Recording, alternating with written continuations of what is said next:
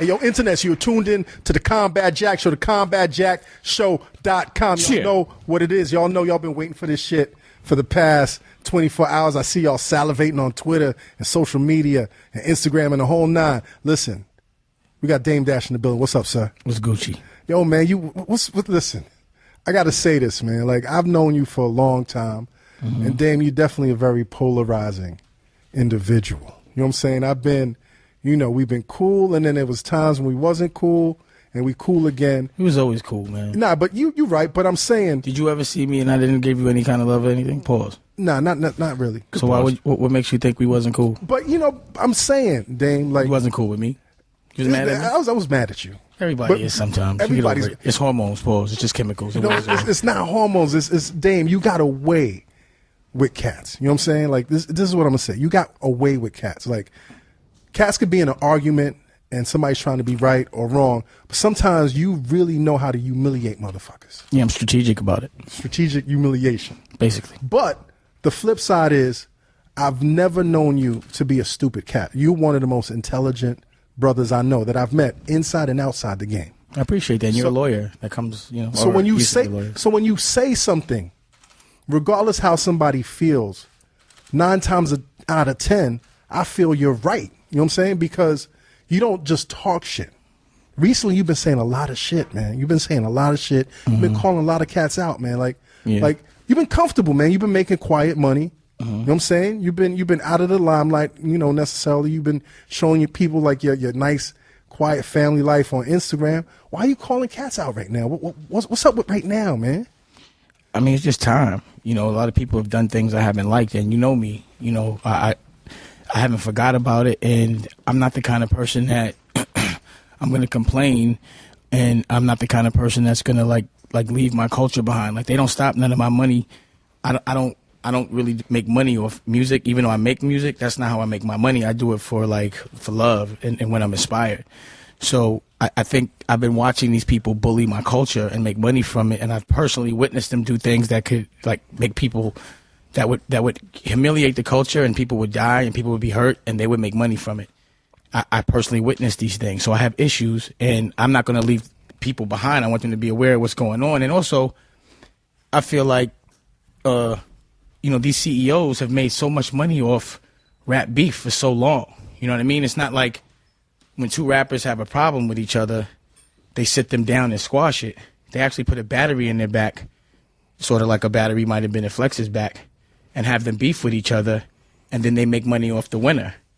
As opposed to what I do when I see 2 people having a problem, I sit them in a room and I talk it through, and I try to let them see each other's perspective and let them be aware that, when the cameras are on you, you're influential. You have to be conscious of the fact that what you do influences a lot of people. So you could be embarrassing a culture or you could be empowering a culture. I prefer us to be empowering.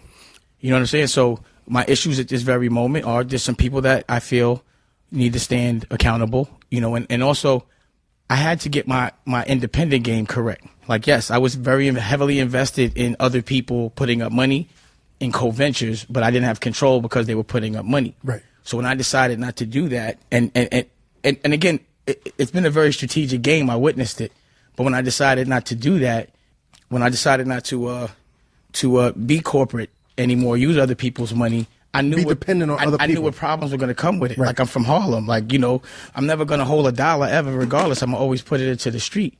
But I also noticed that these corporate people were starting to try to bomb on me, and they try to make it look like I had a beef with a rapper to keep the beef off of them. But I couldn't really answer right then and there because guys like Leo Cohen were using people like Warner Brothers money to fund his personal issues. So I can't fight a man when he's using somebody else's money, right. Especially when I'm funding other businesses. So I was like, I'm going to let him get that off and let's see what they do for the next 5 years. And, they did it. He got fired. And now he kind of doesn't have other people's money to use to do all of those little corporate tricks that he used to do. And I think he's vulnerable. And I think we should make money off CEO beef as opposed to making money off rap beef. I just don't see why we can't. And let's have hip hop evolve and not have us fighting each other. Let's deal with social issues, conscious issues. Let's empower people and make do right by the culture to everyone else. Like, lead by example. Like, why we have to be fighting each other? Let's have an intellectual conversation about the issues that are social, that are affecting people. Then I just notice a lot of people talk a lot behind people's back, but they don't say anything in front of them. So with him being weak and him not having the money to warn his money to use anymore, and him having to use, I know he's too cheap to use his own, and I know he's trying to get back in business. I just felt like, you know, it was time to air him out and see what he was going to do. I feel like he has a responsibility, and I'm talking about Lior, to the culture. To if I make an allegation that you're just making money off the culture and you're not giving back to the culture, you're not paying it respect, and you're not empowering us, I feel like you deserve to say something. Like, it's not like Lior, he wasn't, like, when he got money in hip hop, he hadn't done nothing in another culture. Right. And he's culturally not from hip hop, not black, white. I don't be saying black, white. I say culture. And he's not a participant of it. So why do we allow him to make money in our culture? Like, what was such a big deal about him? You know what I'm saying? Like, when I decided to do black rock with the Black Keys, the #1 rock group in America, I had already done legendary things in hip hop, so I had earned my respect there. You know what I mean? I had earned it. So I don't understand why he earns the right to make money off our culture. He can't make money off his. He doesn't do anything for the culture, and he's also benefited from the public embarrassing perception of rappers having beef. And then again, I just like with Flex. And what is he giving back? Nothing. Right. But also on top of that, I'm not saying give back. I'm saying let's have a conversation. And then, of course, see, the difference is this: is how you could tell.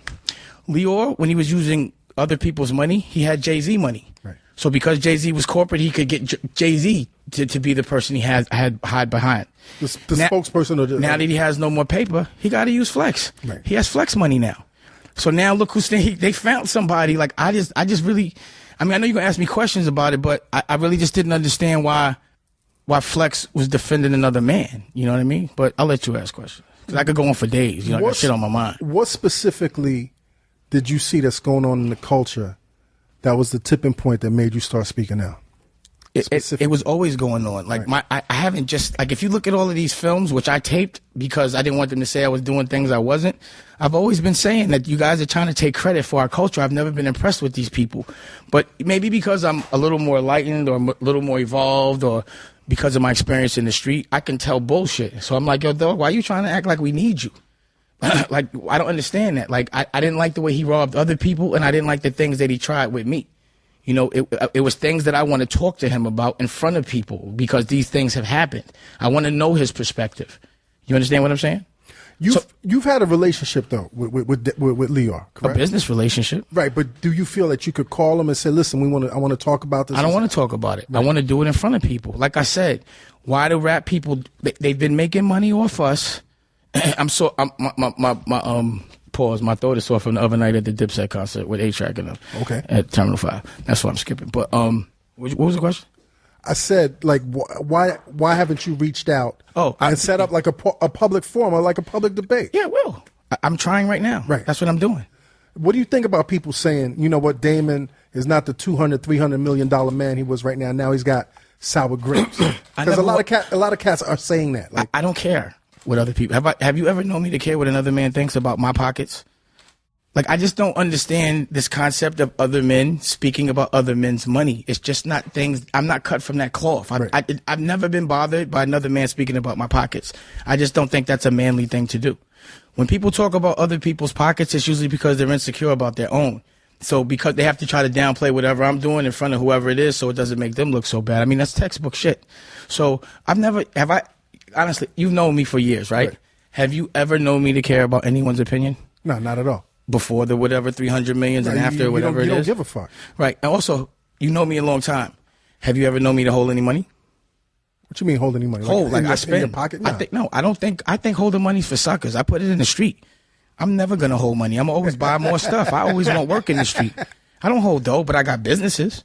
And I don't understand why people continuously are talking about my pockets. Talk about your own pockets. Like, that's just pause. It's just wow. It's just I can't even acknowledge that. Like, 100 million of those questions about my pockets will never concern me. It's just too stupid. Like, you can't talk to me about me. Like, I'm not doing it for you. You know, recently, like this past week, I've been disgusted with what's going on in the culture. Mm-hmm. And specifically, the thing that really pissed me off Chuck D had an issue with Summer Jam and Hot 97 and promoting like just random violence on stage. And this is representing hip hop. Mm-hmm. So Chuck D basically reached out and was like, yo, this shit is an embarrassment. Mm-hmm. And they basically dissed Chuck D. Who's they? Ebro. Ebro was like, you know what? Well, you want some publicity? You know what I'm saying? You trying to sell sneakers like Buckshot? And I thought that was so disrespectful because if you know this culture. What you have to understand is, again, what I do is I look at other people's perspectives, right? So you got guys like Ebro, and I'm not calling him out. Yeah, I'm not calling, but I didn't like that shit. Hear me out. And you got guys like Flex who have jobs. They're paid. They don't have any equity in anything that they're working for. And a guy like Flex has had the same exact job for 25 years straight. He's 46 years old. A guy like Ebro, I don't know. I can't, again, I'm not looking at what he's doing or anything like that. But again, he's employed by somebody. He's told what to do. He's told to protect something that he doesn't own. His mentality is completely different than Chuck D. Chuck D's a man that fights for freedom. He fights for what he believes in. That, for a person with a job, like Hot 97 is owned by a parent company, and those people culturally have nothing to do with hip hop. With this culture, right? And they make money from it all day long. And other people that work for Hot 97 fight for them, but they own nothing. But they have a secure salary. They don't know about putting up their own money. They don't know about fighting for what they believe, and they're safe. People that have jobs, to me, are generally, they want security. They're I don't want to say they're scared, but there's a lot of fear, insecurity. Right, but again, you talking to a guy from Harlem. I've never had a boss in my life. So a guy like Ebro, I don't understand what he's thinking or what he's saying because I've never had that mentality in my life. You understand what I'm saying? In my life. Right. So when you ask me about that, it's like if it was me saying it, then I'd be surprised. My cousin Darren taught me that. You know what I'm saying? When sometimes I'd ask him questions about certain things certain people have done, and he said, "Look who did it." Like if it was one of us, yeah, you'd be mad, you'd be surprised. Are you surprised that someone that works for somebody would say that? That someone would fight for something they don't own because they're paid, but they still got to come and ask for when they could want to go on vacation, when they could take a day off, what to wear, they're used to being told what to do. That's like asking a slave's opinion on a free man. Right.